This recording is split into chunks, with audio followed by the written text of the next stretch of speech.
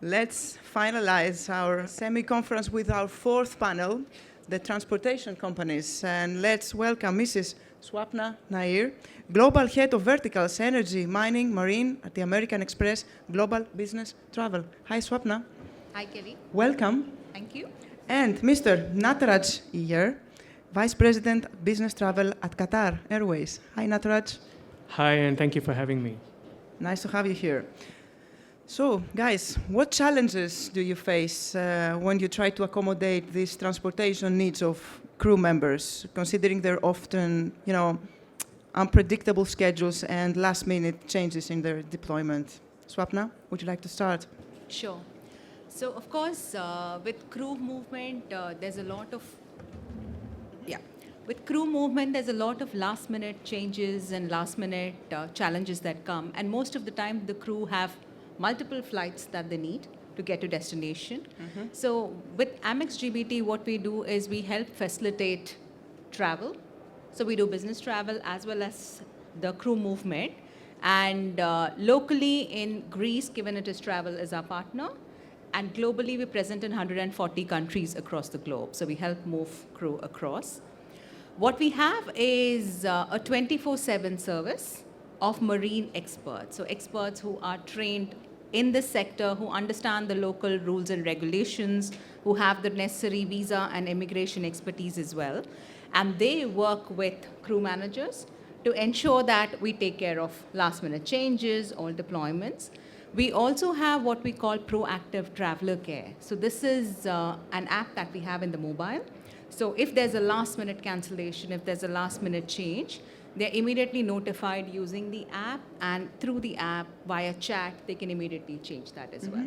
And it's quite critical because obviously if there's a delay in them getting to port, there is a heavy cost involved.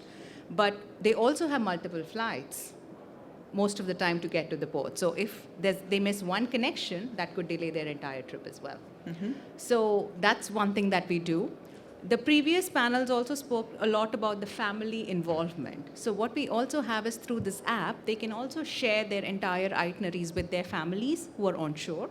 So their families can actually keep track of where they are. Otherwise, they're also quite stressed if there's lack of communication and if they read the news about a lot of disruptions that's going on at the moment.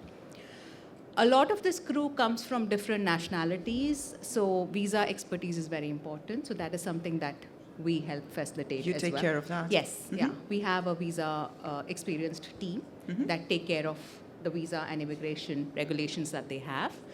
And the fourth part, there was a question that just came around the faring, right? So, of course... It's Christos again, yes. Exactly. Him. So, so what we do is we, of course, work with 120 airlines, and I know Nataraj is going to talk about that as well, where we have access to special seaman fares. And we make sure that these fares are accessible, and these fares also come with extra benefits and privileges. So unlimited changes, extra baggage, so all of that as well. So we make sure that all of that is available to the crew. Thank you, Swapna. Very interesting. Nataraj?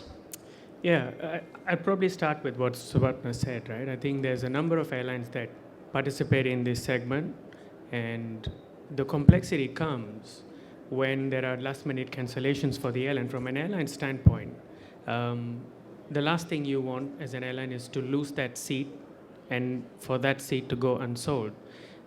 For those of you who are in the business of running commercial entities within the shipping industry as well, you would understand that if we're not able to sell that seat goes empty, and it's a perishable product, and therefore there's a loss of revenue. So the biggest challenge we as an airline face is when there are these last-minute cancellations and changes, that poses a revenue risk for us as an airline.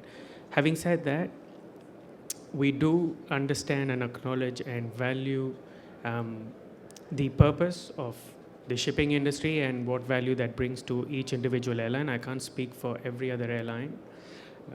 You would know, working with different airlines around the world, that everyone has a slightly different practice or approach towards the segment. But for us, we've always valued the segment. And more so, you would have seen that during the pandemic, we never stopped flying. That's a big part of being a reliable carrier too, right? So if you were to place importance amongst the ranking, if you compared pre-COVID and post-COVID, your priorities of choosing a carrier would have changed. Yes, price is important, but there's many other factors that are more important that we have learned from speaking to your industry colleagues, such as reliable operations is number one. I think you saw the importance of that, especially during the pandemic and ever since. You want a reliable schedule, you want network coverage, you need a carrier that can give your seafarers a good quality of product and service, a good hub to connect, because oftentimes the seafarers are often traveling long haul, long connections, or sometimes taking 3 or 4 connections, and therefore they need the comfort of being in a comfortable hub and a good carrier. And we're able to do that at Qatar Airways, right? So yes, it's not ideal for us as a carrier because the complexity is that when you have last minute changes, it poses a risk to us that we can't sell that seat potentially because it is last minute. But it is up to each carrier as to how they value that, and we do believe that we place a significant value on the segment and we invest in it heavily. Mm-hmm. Thank you, Nataraj. And how do you handle emergency situations, unique challenges, such as medical emergencies or crew fatigue? So there's a few things you mentioned. So medical emergencies, all airlines, and this becomes a regulatory thing. Crew are always trained for medical emergencies, and there's set processes and protocols that they follow. And this is true on board the aircraft, but also on the ground. We have first aid, there's medical emergency, there's ambulances, and all of that available on the ground. So there's a set protocol that gets triggered based on the severity of the medical emergency, sometimes to the point where you might have an emergency landing if it is required, and the captain makes that decision on board. When it comes to crew welfare, there's a few things there, and I think we play, although we heard our previous panelists talk a lot about crew welfare, mental health, and that is true because they spend a lot of time on board vessels, and they need all the basic facilities that we are so used to on land, which is things like Wi-Fi or network connectivity. As an airline, we play a small part, but an integral part in that whole journey. So, like I mentioned, they travel for long distances. They know they're joining a vessel for a long period of time, or they're going to come back home to their families after spending a long time in the vessel. So for us, the way we look at it is we invest a lot on our product and service. For those of you who are probably familiar with us as an airline and the industry, we won many accolades and awards from industry bodies, being best airline in the world, best airport, etc. But we've gone one step further in this segment. So we invested in a lounge dedicated for seafarers in Doha at our hub. So we opened our Mariner Lounge in 2020. A lounge especially for crew members, you mean? Absolutely. For seafarers and offshore workers, it's complimentary. There's no time limit to how long they can stay in the lounge. And they have access to complimentary Wi-Fi, in food which and beverage. airport? Hamad International Airport, which is our hub in Doha. So we've invested, we've opened a lounge dedicated for them. They have shower facilities, they have some entertainment, they have food and beverage, they have access to free Wi-Fi, all on a complimentary basis. So this plays a big role for us in how much we invest and how much we value that segment. So we do believe all of this plays a role in terms of crew welfare on their journey towards the vessel or to the vessel or from the vessel back home. Thank you, Nataraj. Swapna, first of all, do you face such challenges often? No, we don't, because what we do is we facilitate travel by working with airlines, hotels, and all of the partners. So there's not a situation where we are directly faced with a medical emergency or, we're not on the ground to support with that. But what we do is immediate data transfer and response. So every time we're aware something like that happens, our teams are equipped and trained to ensure that they're passing the right information based on what's covered by privacy and what's allowed to the customer, to the company, to the organization, so everyone can react immediately. So that's the work that we do. Thank you. What about the innovative Industry 4 technologies? AI, data analytics? So Is there any application in your job? Absolutely. And that's super interesting for us because if you see crew movement and what we have to do, because of all the changes, because of the last minute cancellation, at the moment there's a lot of manual process that is triggered. And there's a lot of data that is being changed manually, and which leads to errors, and that's a big risk. So automating this entire workflow would be very beneficial, right? So it creates a lot of efficiency. It takes errors out of the system. The ways in which we are doing it is there's a couple of tech tools that we have developed in-house. The first one is what we call the crew rotation tool. And what this does is it integrates with your HR system. And then you're able to push your entire crew movement data directly into this tool. And what it will do is then it will pass that on to make the booking. So there's no manual intervention anywhere. Mm-hmm. And every time there's a change in your system, it will automatically trigger the change. We also have another in-house technology called Automated Booking Manager. Mm-hmm. What this does is it can book multiple tickets in one instant automatically, right? So there's nobody touching the system again. It's also done automatically. So a combination of crew rotation tool and ABM together creates a workflow automation, and it takes roughly about 60% of errors out of the system.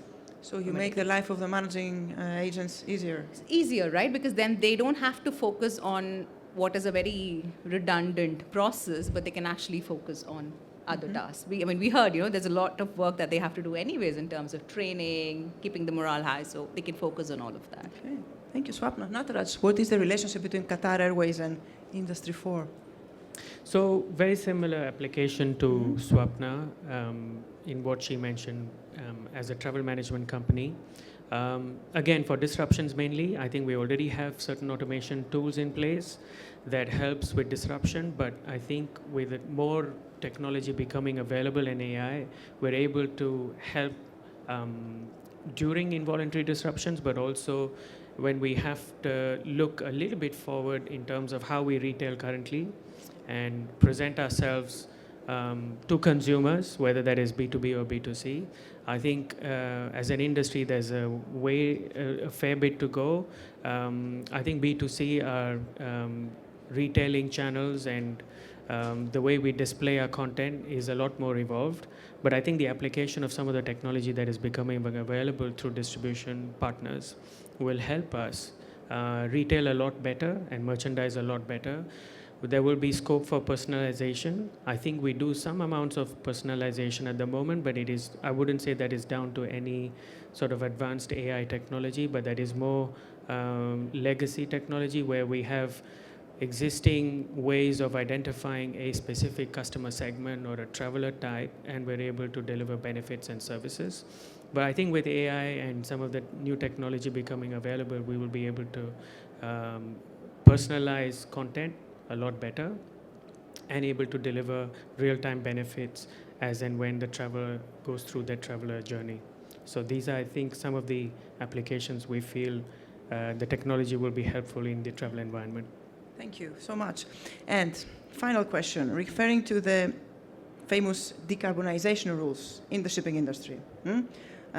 Some participants believe that there will be shifts in shipping routes.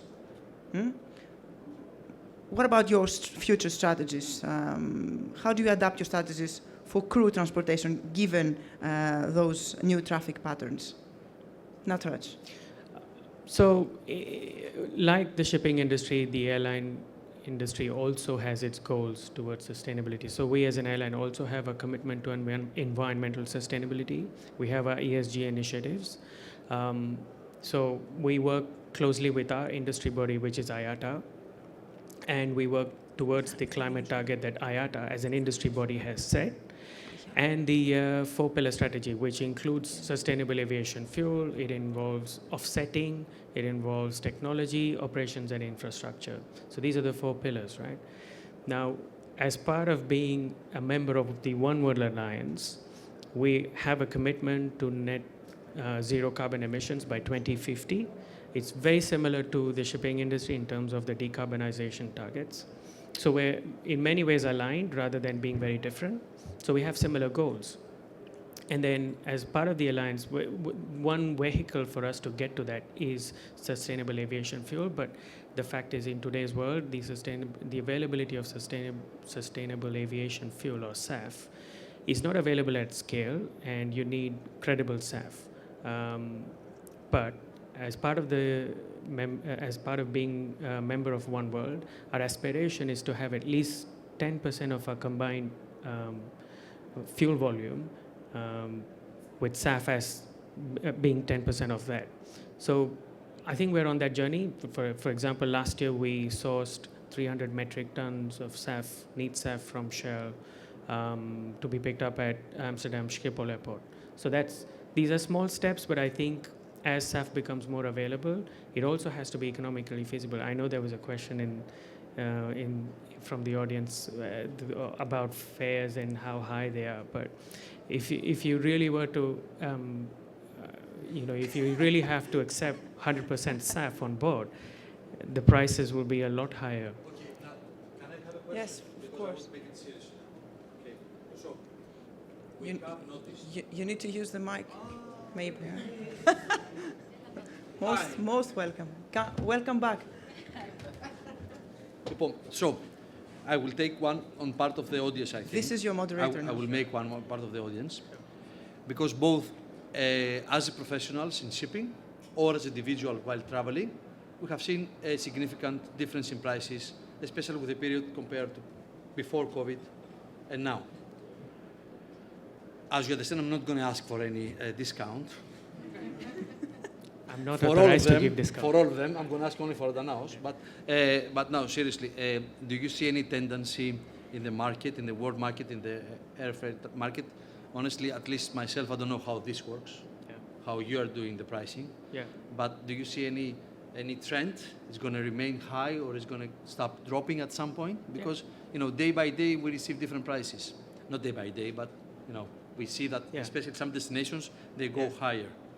No, it's a good question. So there's a few things that contribute to that, and I can touch on a few, and maybe Swapna, feel free to jump in. So as an airline, we have a revenue management team. It's demand and supply. That's number one, right? So demand and supply drives prices up or down.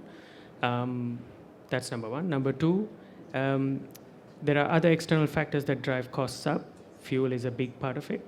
Right? For most airlines, depending on what kind of airline you are, whether you're a full service carrier, whether you're a low cost carrier, the cost component that is made up by fuel tends to be a big percentage or sometimes a smaller percentage, but the fact is fuel is a very big component of it. So as fuel prices keep going up, the prices also will eventually have to go up, because otherwise operations becomes not very sustainable. That's the second part. Then when you book matters as an industry. Now there is a tendency within the shipping industry to book quite late versus the departure date, right? So you get very close to departure. Excuse me. When you Sorry. This has never changed in shipping. I know. We always And do that. We would encourage the industry to move towards that behavior where you, as much as possible, when you start booking earlier and earlier. You would know from booking your own holidays, individual holidays. If you book 3 months in advance, you get a cheaper fare. When you book 2 days before you want to travel, it's going to be higher, right? Because there are lesser seats, and therefore demand and supply, those policy process. Sorry. This is not our situation in shipping. Vacations. Jana, Yes. come Ella, over. come. This is a democratic panel, you see. It's fine. Thank you. Vacations are vacations. Shipping practice is to book as much late as we can, because we have to deal with vessels and ports. So has nothing to do with vacation, the shipping practice. And it was always like this. Yes, absolutely. And there are some things we cannot change, right, as part of your booking process and when you're able to book. So we're not saying that you will be able to change all the time, but there will be occasions where you can, but there will be uncontrollable situations because of the way the logistics are planned where you can't. Now, the general prices in the market are driven by the principles I was describing, but like Swapna was saying and I was saying earlier, for the shipping industry, we've got special fares that are lower than the publicly available fares, although the perception is still that it is high, but it is driven by these factors. And there are flexible conditions that we afford to the segment that is not afforded to many other segments. So in many ways, we're affording these flexibilities to be able to support support the industry and the movement of crew. And I would like to maybe, if time permits, maybe say We have time. an example of what we saw during the pandemic. During the pandemic, we saw in many countries our access as an airline to be able to fly into those countries was very limited. Example, Australia or Philippines or many other countries. We had a quota of seats, of how many seats you could, or sorry, not how many seats, but how many passengers you can carry on an aircraft into those countries on each day. And that kept changing. On some days it was 10, on some days it was 30, on some days it was 50. Imagine flying, for those of you who are familiar with aircraft types, a Boeing 777 aircraft with almost 400 seats, and all you're asked and are allowed to carry are 30 people on the flight. How do you justify the cost of operation? So, We are all well aware of that, and there's no discussion. You know, let's discuss about the trend now. I mean, let's not take yes. price-wise, just the trend. What do you think? Things are going up or they're stable at some point? So as capacity has come back into markets and more carriers have started to sort of put their capacity back on or resume operations, we certainly see that prices or average ticket values have started to come down. So versus 2 years ago or even versus last year, we're seeing the prices starting to come down. And that again comes down to supply and demand. Okay, this is what, I mean, Yeah. this is what we're looking at. This is what the reply that we're looking for. Yeah. As a professionals, we don't have the access to information that you have.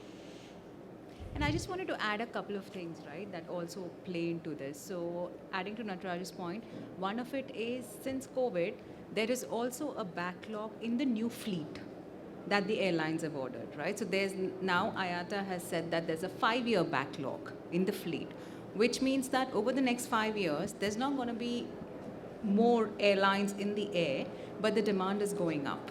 So there is a demand supply gap, you know. So until that gets balanced out as well over the next few years, there is a challenge. So that also is driving it.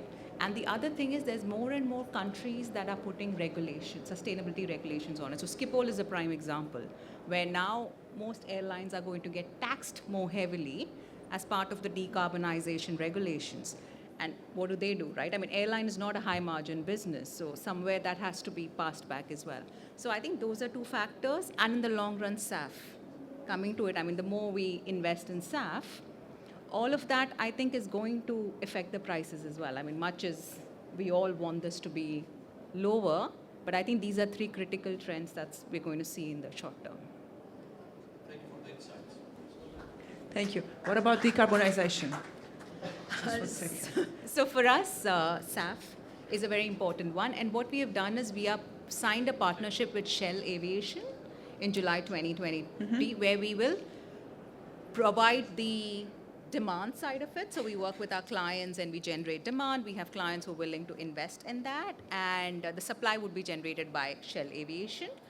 And it's a long-term play. Like Nataraj said, you know, there's very limited availability right now, but there's a long-term play. But what we need is we want more and more shipping companies as well to help invest in it so that we can fuel it. Obviously, that means there's more money that needs to be to fund this project, but that's critical for us to move this forward as well, because SAF is going to be the biggest differentiator in the aviation space. Overall, the transportation of crew members, of seafarers, is an interesting market for transportation companies. Yes, absolutely. Very interesting. 100%. It's interesting because it's challenging, right? It's not, I mean, it's not point to point. Corporate travel is a lot easier, it's a lot simpler. So this is definitely challenging, it's complex. But it's also exciting because you're moving groups. I mean, you're moving through different destinations. So these are not the traditional destinations of corporate travel. So definitely a very, very interesting space, and a space that we believe is going to continue to grow as well. Yeah, I mean, even during COVID, I mean, a proof of that is the shipping industry never stopped. You still need crew and seafarers to still go to vessels.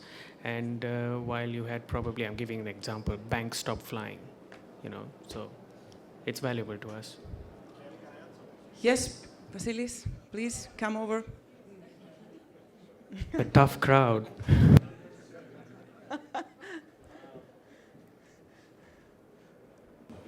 I'm not a clever guy. I'm just trying to use my experience being working at the beginning of my career for an airline, another 12 years as a travel agent, and the last 17 years as a crew manager. During the COVID, this is not an easy attack to the airlines. It's easy to attack to the airlines, right, being a crew manager, but during the COVID, all the crewing experts that we have in here have taken serious advantage of Qatar Airways, right? It was the last, or maybe one of the last airlines that landed their aircraft. So it was our last resort to get people on board or bring people, ashore, and we really counted on the last Doha to Manila, Bucharest to Doha, anyway, in and out of Doha. So we should give our congrats and our gratitude to Qatar Airways. I'm not doing sales. I'm just saying that during this period, I had 20 LNGs waiting for me at Korea, and it was only Qatar Airways flying, even with single-digit load factors. But again, these guys really did a great job, so the crewing business really owes them a lot. So thank you, even though it's 4 years later. Thank you. So I would like to thank you, our audience, for your presence and for your attention. Thank you so much. I would like to thank Kyvernitis Travel for organizing this mini conference. Thank you, George. I would like to thank the organizers of Posidonia exhibition, of course, and our wonderful, wonderful, wonderful panelists. Thank you so much. It was great. I enjoyed it.